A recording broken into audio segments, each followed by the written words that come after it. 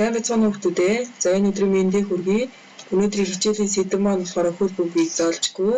За хичээлийн зорилго маань болохоор бие бэлтрийн хөгжил төлөвшөх. За биеийн ажиллах чадвар сайтай болох юм аа. За энэ өнөөдрийн хичээлийн бичлэгийг бүгдээ үзэх сонирхъё.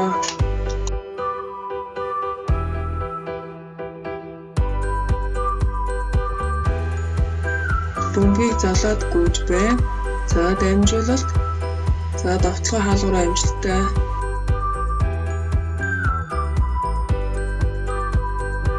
Гүйлтээс бөмбөгийг урагш хөшөглөөд за хамгаалагчдыг хуураад за дамжуулсан бөмбөгөөр амжилттай хаалганд гол орж чадлаа.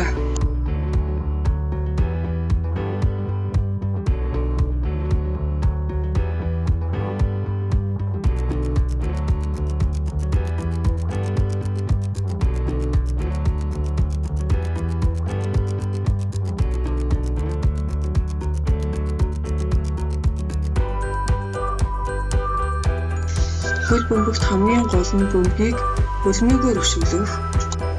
Өнөөдрийн сонирхолтой бичлэгнүүд маань сурагчид та бүхэнд таалагдсан гэдэгт итгэлтэй байна. Анхаарал тавьсанд баярлалаа. Та нар манд дархлаагаа сайн дэмжээрэй.